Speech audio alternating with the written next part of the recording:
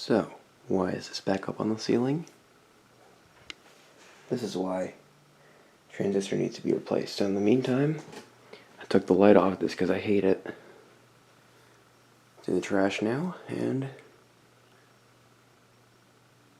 looks a lot better without the light.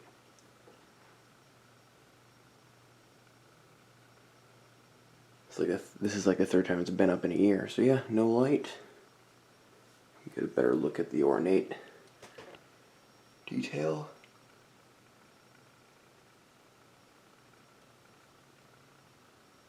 And the controls.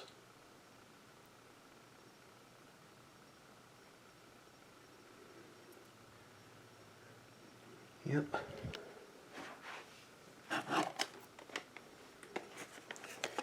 Infrared remote.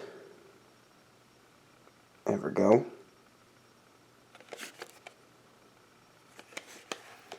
And there's no light, so, you know,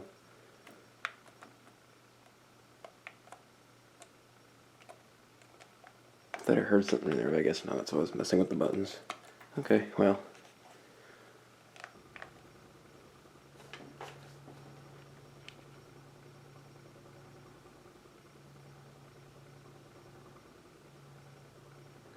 And that weird sound you hear is the remote receiver sending vibrations up to the motor.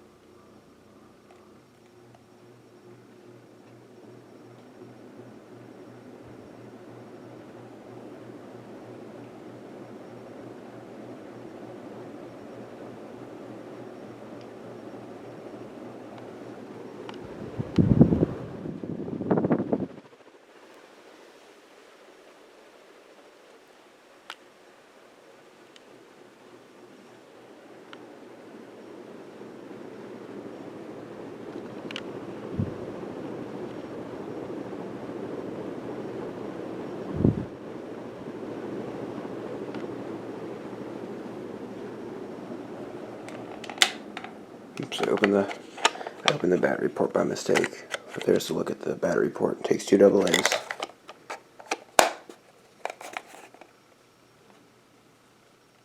Let's push reverse, high, and low.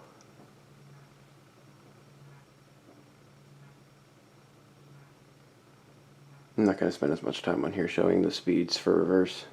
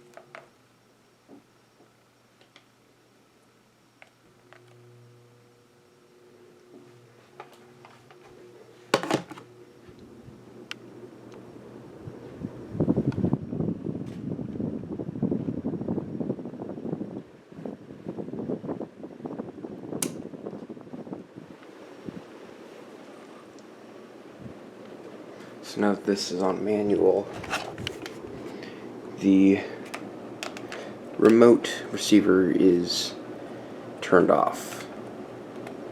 So that switch basically just turns off the remote receiver.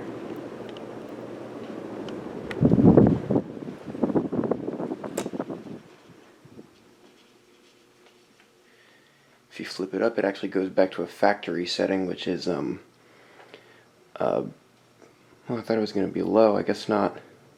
So the thing is about this is that when you power this up, like if you wire this up for the first time, and if the switch is on remote, it's always on reverse. And I think the reasoning for that is in case the remote, per se, is broken or lost. They want to use it as manual, so they have it so the manual setting, the down position is forward, and then the remote position is reverse if the remote's missing. I think that's what that's where they were going with that. Let's reverse. What was violent and off. Thanks for watching.